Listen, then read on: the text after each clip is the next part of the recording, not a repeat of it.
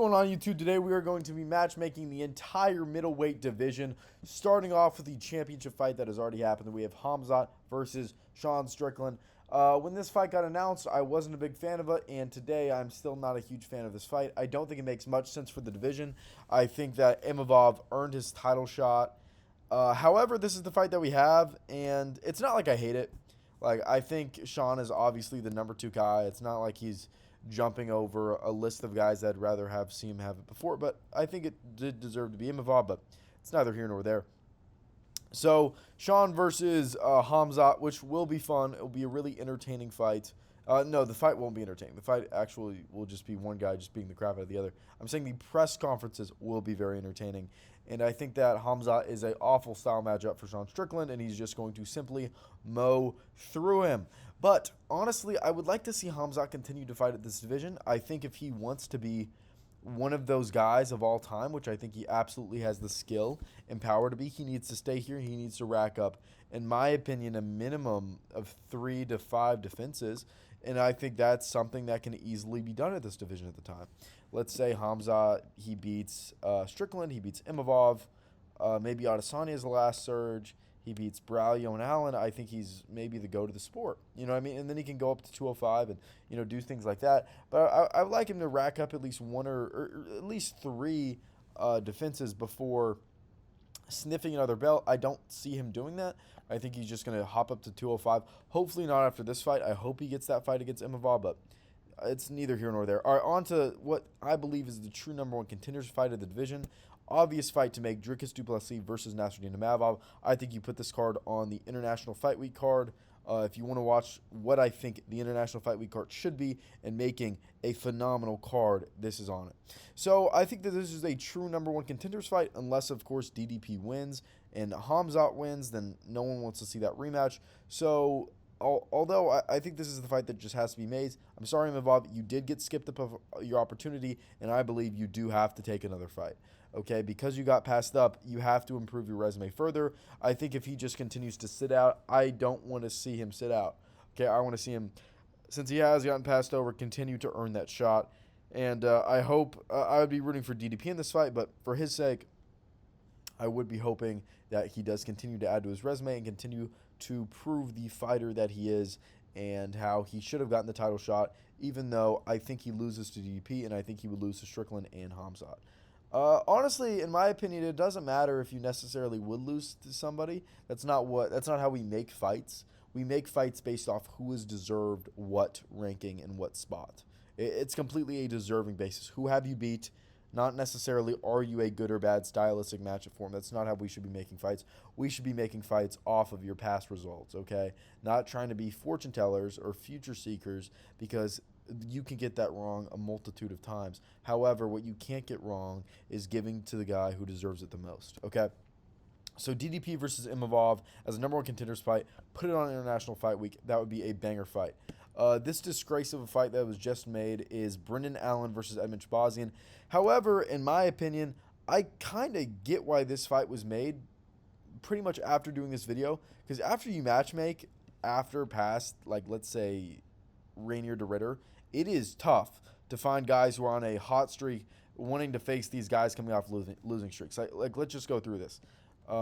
Losing streak, losing streak, losing streak, losing streak, losing streak, winning streak, losing streak, losing streak, losing streak. Paul Costa's on a winning streak, but he's moving up, and Whitaker's moving to another division. So it's really hard to make fights for these guys. So I get why it's Edmund Shabazian. I understand it, although obviously, it should have been Kyle Braulio, and you could have made that fight, and that fight would have been huge, kind of as no matter what the backup to this fight, if Khamzat and DDP both won, which I think they would have, then a Brendan Allen versus Kyle Braulio fight could have been the true number 1 contenders fight if both of those fights taken place. But I actually do think Brendan Allen has a good shot at the belt. I think he wins this fight, DDP wins this fight, and we will be seeing Khamzat versus Brendan Allen sometime in October or November with a light heavyweight co-main event. If you would like to see me matchmaking every single card for the rest of the year, this fight is on it. Okay, so Khamzat versus Brendan Allen, I honestly think will be the next fight to make in the division.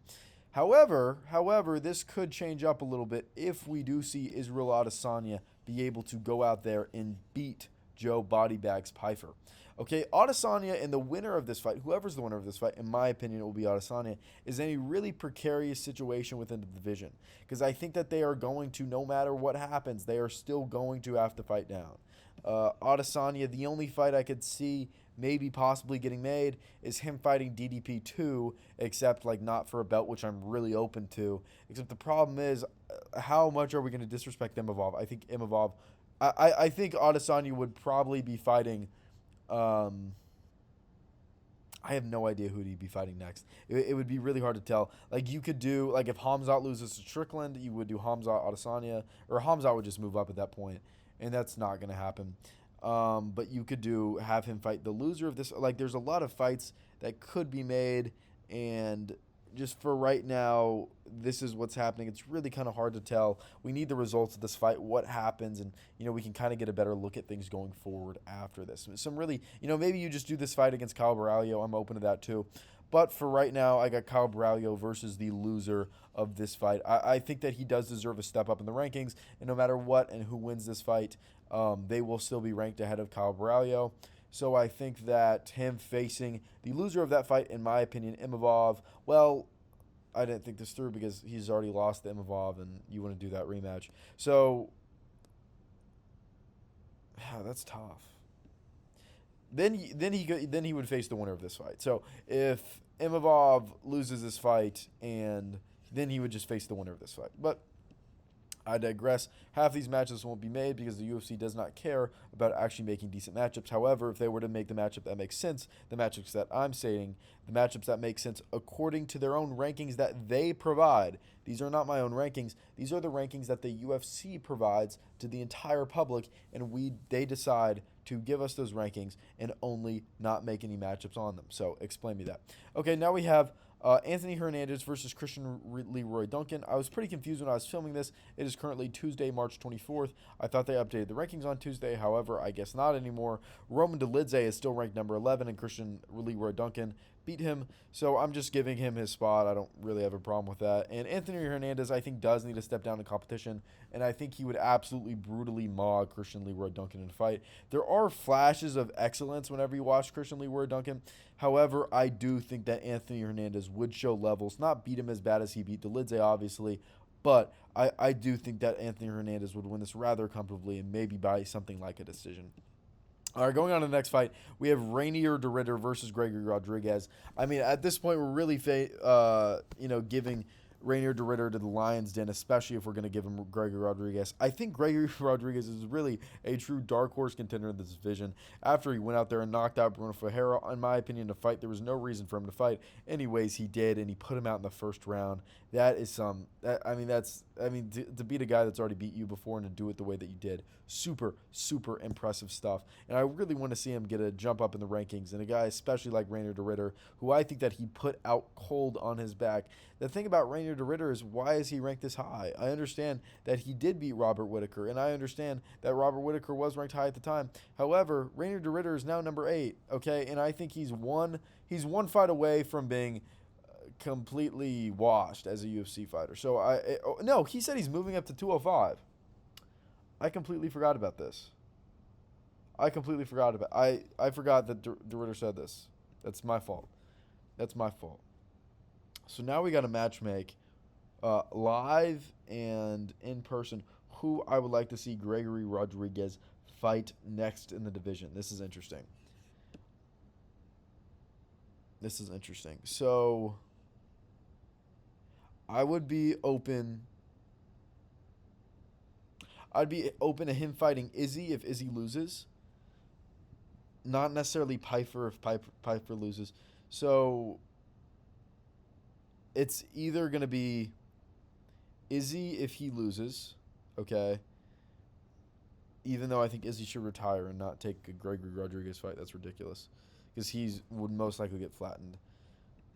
If Brendan Allen somehow loses this fight, which I don't see happening, but if he somehow does, and then maybe the loser of this fight. Okay, so those are the 3 matchups. It's really hard to pair him up with somebody, but I'm going to say either Adesanya if he loses, Brendan Allen if he loses, and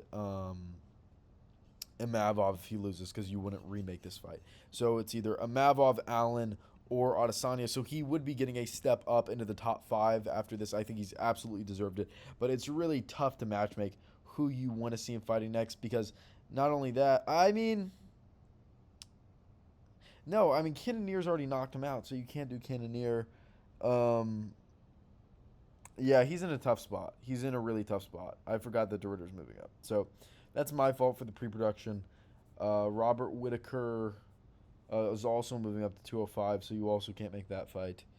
Yeah, he's in a weird spot in the division right now, but like I said, either Adesanya if he loses, Brendan Allen if he loses, or Imavov if he loses, because DDP would fight.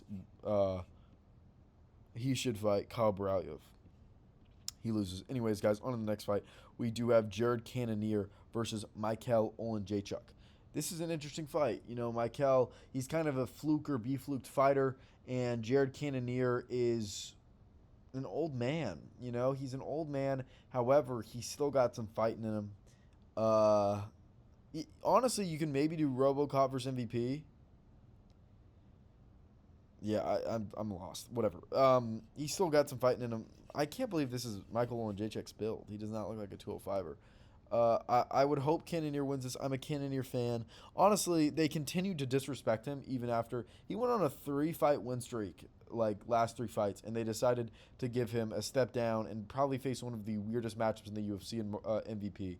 That was completely disrespectful from the UFC. He really should have gotten a step up in the division, but I digress. I think he does need to take a real step down now, a guy out of the rankings, take a guy like Michael Olenjachuk. I think there would be a finish in this fight. This could be like an Apex Fight Night main event. Maybe not. Maybe a co-main. But this would be a banger fight. On to the final matchmaking of the day. We have Roman Dolidze versus Eric Andrews. Listen, guys. Dolidze looked... He honestly didn't look as bad as I expected against Christian Leroy Duncan. I do think Roman Dolidze is more or less washed. However... Eric Andrews, again, another fluke or be-fluked fighter. I can't believe we're talking about him in the top 15. Like, this is kind of crazy stuff in my opinion. But like I said, the prospects are at a low. I wanted to give this fight to somebody like Cam Rouston, to be honest. I know it sounds crazy that we're already talking about him in the top 15. However, that's the state of the middleweight division right now. But, you know, Eric Andrews, I know he's a 10-9 UFC fighter. He's a fluke or be-fluked fighter. I got no one else to match up Roman Dolidze with. I think this would be a final nail in the coffin. Maybe you could actually see Roman Dolidze get a win here. Maybe he finally uses his grappling. However, there's a lot of fighters I would pick over Roman Dolidze, and he's kind of, not to be rude to Dolidze, but a sacrificial lamb into the top 15 right now. So anyways, guys, that is my video matchmaking the entire middleweight division. I hope you guys liked it. I had a lot of fun making it. I will continue to make videos like this in the future. We should have the light heavyweight version coming out next week, and then the heavyweight with it. I'm considering doing a little bit of what, what's his name? It's the Manziel. Money Manziel did with brackets for each division, so I am open to doing that. I'm also considering making a top 10 fighters of each division, my own personal ranking. So those two, I think, would be really fun to do. But I'm honestly leaning more towards the top 10 fighters of each division. But anyways, guys, if you want to stay tuned, listen to my freaking fight predictions. On the last card, I went 10-3. I low-key do no ball. So, yeah, I will see you guys later. See you in the next one.